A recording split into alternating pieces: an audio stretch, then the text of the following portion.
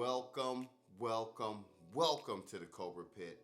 Now, Pheanoo hit me up and let me know they had a sound bar that had big sound at a budget price. Wanted to know if I would check it out, and I said, of course I will. I'm no stranger when it comes to sound bars, and there's so many out there, a plethora. Sometimes it can be overwhelming. You don't always need the highest end Dolby Atmos setups. Sometimes you just want something a little smaller for maybe a secondary room, or maybe you just don't want to spend too much on a soundbar. Well, my interest was piqued, so I said, let me go ahead and check it out.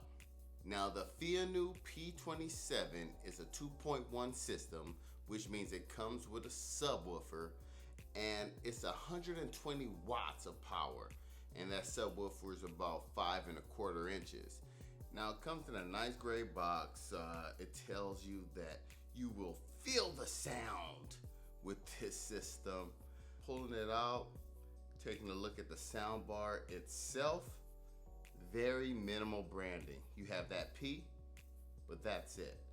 When it's on, you actually can see an abbreviated description of what input it's on. But other than that, you have a P right here on the front, and on the side you have more branding with the power, which also doubles as the input button, and volume up and down. Also, there's a small USB here as well. In the accessory box, you'll see here they come with a little thank you note. And what do we have here? Black gloves. Whoo! How many other soundbars you know come with black gloves? Fancy. Let's keep the fingerprints off of this beauty. Comes with a remote control. In this little box we have screws, mounting screws. So you can mount this directly to your wall.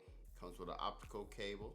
Many soundbars don't come with optical cables. You have to buy that separately, so that's cool that they include it. It's not long enough for my needs in this room, but it's cool that they did it. Comes with a nice HDMI cable and your standard auxiliary to red and white cable. I don't know who uses that anymore. It also comes with a mounting plate. And you're like, oh dang, so do they want you to mount it? Well, let's take a look at the soundbar itself. Let me throw these gloves on though. So you'll notice on the soundbar, they actually already have the mounting brackets on it. So that's easy access if you want to throw this on the wall. And it being a smaller size soundbar, it might not look too bad on the wall itself.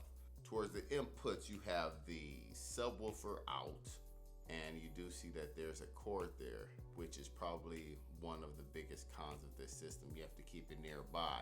You don't have the flexibility of moving it behind you, to the side.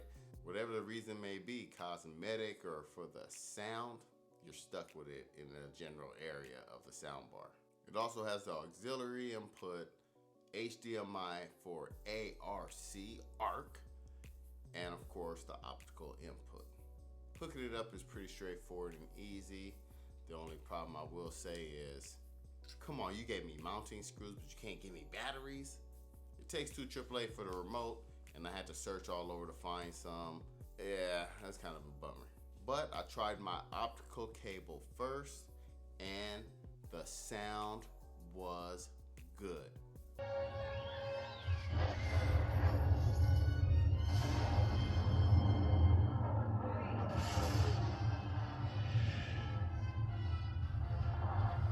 Get that straight, the sound was good. I used multiple sources, and I can say I love the fact that I can change the bass and treble right here from the remote on the fly. Makes it very convenient. Changing the volume. I will say that the remote feels cheap and clicky, but I don't know how much, stake you put into that. A remote's a remote. I don't know if it'll withstand many drops though. It is bass heavy. You get a lot of thump out of this subwoofer, but it's a little muddy. The sound is a little muddy. Listening to dialogue was actually pretty good, but the problem came with the very highs. Sound of glass breaking wasn't that crisp and clear. I was playing Beyonce's Black is King, and my wife woke up and said, that sounds good. So she loved the sound. So the sound does sound good.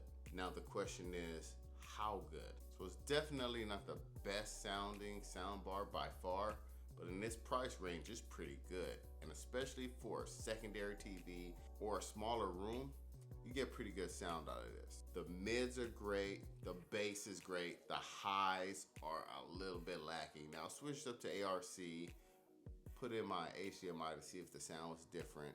That can potentially transfer higher quality audio.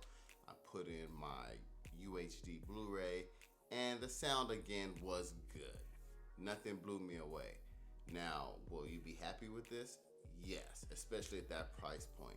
Now, you won't get knocked off your feet, and definitely sounds better than your TV speakers. So for me, the pros are the size, the price, the ease of setup, the minimal branding, and the thump.